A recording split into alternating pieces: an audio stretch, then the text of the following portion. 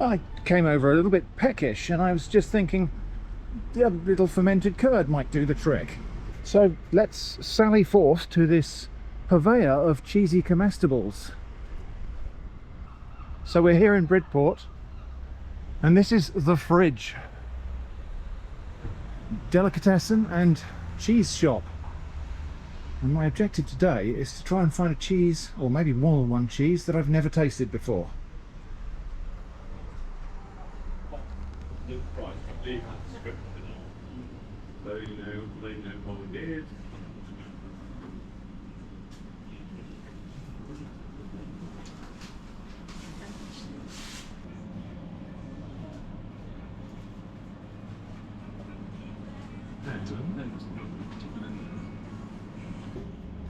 Three, four, five. So 1, 2, 3, 4, 5. Yeah, So, a huge number of cheeses. How many cheeses was it you said? 136. 136 cheeses to navigate here. Wayne, the proprietor, has kindly helped me pick out a few things. Spent far more time than really anybody should do on a customer.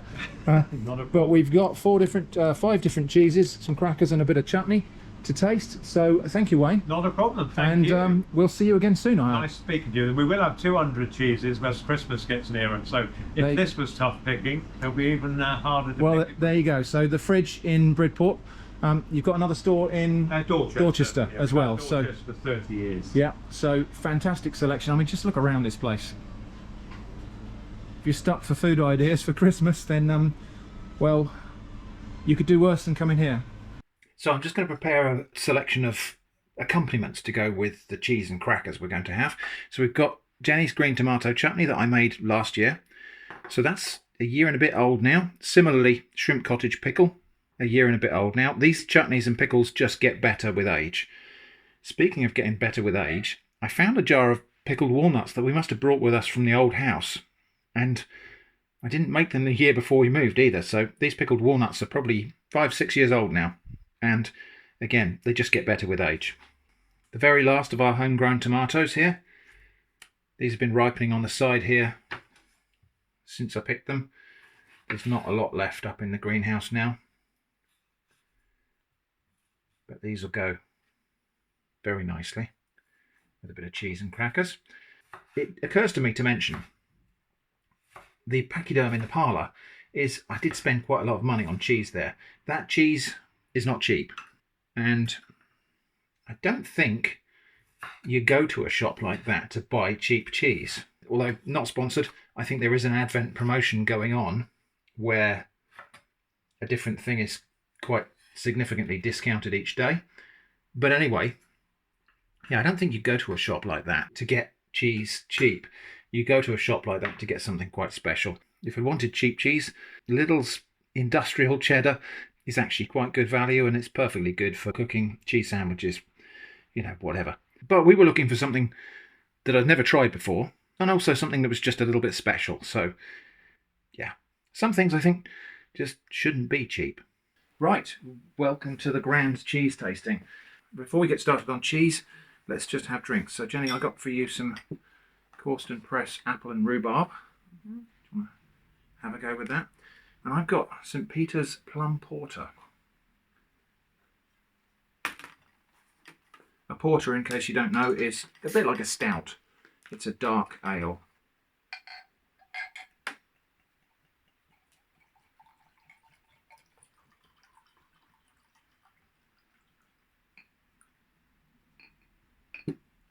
Cheers. Cheers. Good health and happiness. Oh, that's rather nice. You definitely get the fruit in that. Okay, sneaky beer tasting and review. This bit was recorded after we've finished lunch and we're packing away now. St. Peter's plum porter. Well, to begin with, it's this gorgeous, deep, reddish brown colour, which is very pleasing to the eye. Not a lot happening to the nose, but to taste, initially chocolate. Nutty, chocolatey malts, and then the fruit comes out, and it's the fruit and the alcohol combine to give it a kind of almost like Black Forest type of vibe. So it tastes of purple fruits, definitely. Yeah, I would say actually that the overall impression of this is it's a little bit like drinking Black Forest Gatto, but not in any kind of negative sense.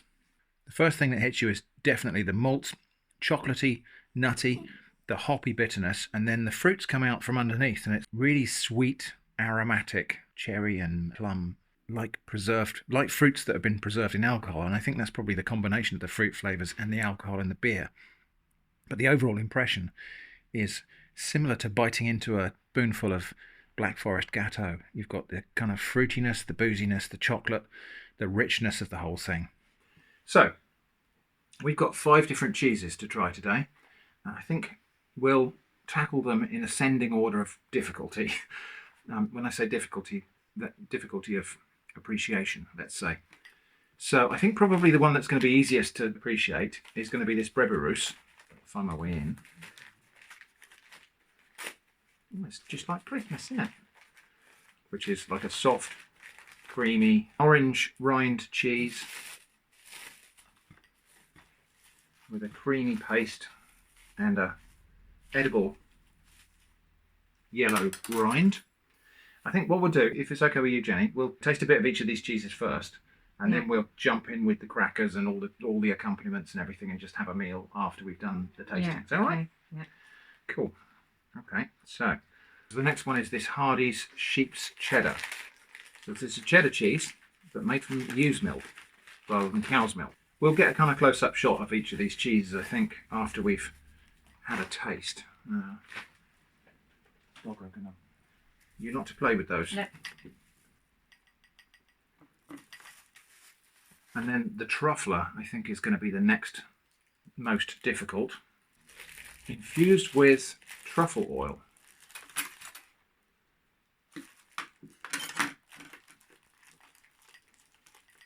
It's quite ripe. I think the shop didn't think it was very ripe, but that, to me, looks quite gooey and ready. There you go, do you want to take that? Okay. Next after that is this one, which is Oxford Isis. This is a stinky cheese. This is a wash rind cheese, and like Epoisset, it's been washed with wine or some other booze, and that tends to make it smelly. However, this smell, is once you get it past your nose. What do you think? Stinky? Not too bad. No, I mean, it just smells like cheese, doesn't it? I think. But okay, that's that one. That's Oxford Isis. And this one I think might be the one that's a little bit too far. So this is Brock Blue Goat Cheese. This has got the whole goat cheese thing going on, but it's also a blue cheese. So there's pungency in 2 different directions. So I know you're not a massive fan of blue cheese, are you, Jenny? But I'm going to be brave enough and try a tiny sliver. Yeah. Okay. Right then. Tasting time. So we've got our 5 cheeses here. So the first one is this Breberoos, which is a creamy, quite rubbery cheese. Really creamy, isn't it? A really soft, buttery, creamy paste. Yeah. Quite rich. Nice. Yeah. Good. Now, I'm not going to do the whole palate cleanse thing with water and spitting and buckets and so on, because this is not a professional tasting. We're just having a bit of lunch here. Okay. Next up, Hardy's sheep's cheddar. So this is cheddar cheese made from sheep's milk. I can't taste anything in there that I would identify as sheep. It's not like cheddar. No, it's not. It's more like a Gruyere or something, isn't it? Or an aged Gruyere or something. Yeah. So it's got a quite a waxy texture. What do you think? It's okay. Yeah. Nice enough, isn't it? Yeah. There's a little bit of acidity, a bit of the kind of tang that you might get from goat's cheese in there. I mean, I always expected that sheep's cheese would smell and taste goaty like goat's cheese does, but it doesn't. Sheep's cheese is typically quite creamy. Okay, next up, this is the truffler. And this is a ripe, soft, ripening cheese. Here we go. Quite mild on the cheese, isn't it? Despite being a really soft and well-ripened cheese. There's none of that kind of ammonia tang that you can get on a really ripe camembert sometimes. But the truffle's there, isn't it? Yeah. I always think the scent of truffle Definitely a nutty. is a little bit nut, yeah, like a nutty sort of, almost like garlic Yes. pungency. Yes. I think that's nice. Yeah. Now we get on to the slightly more challenging ones. So this is the Oxford Isis. This is the one that Wayne in the cheese shop said, get your neighbour to put in their fridge. It doesn't taste that strong. No. Quite a lot of character in there. There's a little bit of a bitter tang, isn't there, from the kind of fermentation process. But yeah, I wouldn't call that, it's not offensive or anything, is it? No. So, and then this is the one, this is the Brock Blue Goat. Tastes like Wow. mushrooms. Yeah, I think that's the blue that you can taste. It does taste mushroomy. There's definitely, you get the goat though, don't you? Yeah. There's a goaty smell, a goaty aroma. Very mushroomy. Yeah, the blue is mould, which is fungus. But yeah, the blue is manifested as a mushroomy aroma here, isn't it? Yeah. Okay. Well, do you hate any of these enough to say you would never eat them again? No, I don't think so. Yeah. I probably wouldn't choose that one. Yeah. It's quite strong. Yeah. And blue cheese is not generally your thing No. anyway, is it really? But, No. But the others. Okay, favourite out of the bunch then?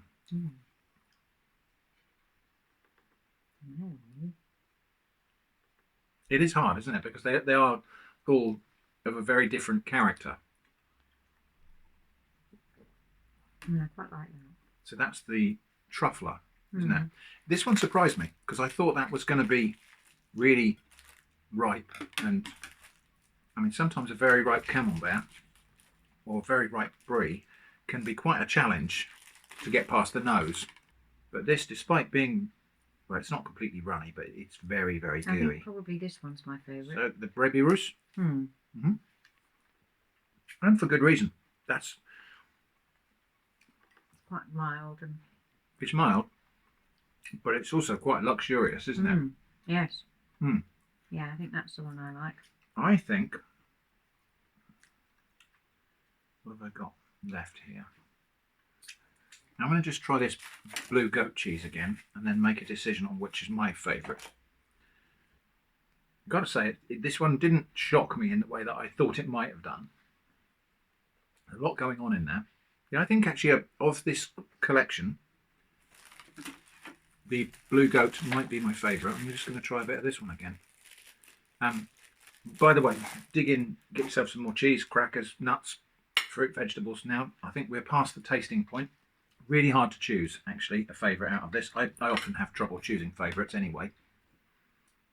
But, yeah, no, I think probably the blue goat, just because it's such an unusual idea.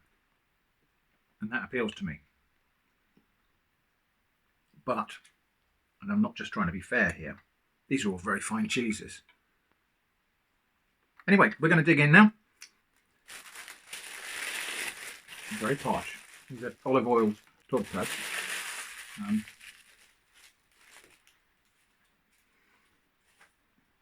then these are home-grown tomatoes. So, pickled walnuts, these are, I think, probably about 7 years old, which might sound like it's a terrible thing, but they just get better with age.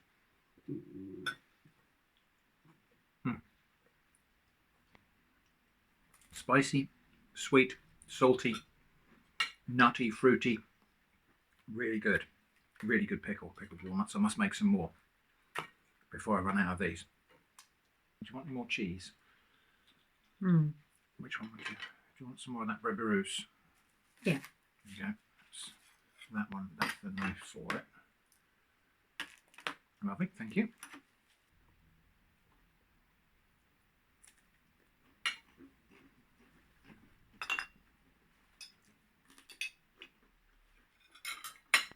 Right. Oh, Eva, I'll get you a bit of cheese. What do that? Oh, yeah, okay. Right, come on, you. Oh, poor. There you go. That's sheep's cheddar. Good. She doesn't seem very sure.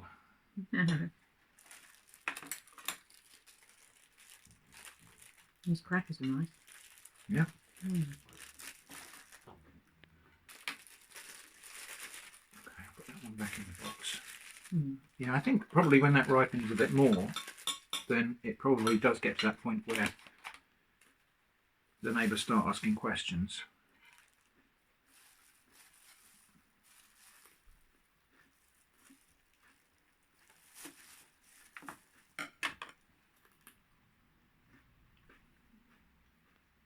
No, I like this cheap cheddar actually, but it's not like cheddar. No. That is like a Gruyere. Would you like some cheese? Oh, I would like some cheese, Daddy. I would. You like this bit? You've got it. Both paws. Oh, both paws. That's very lovely.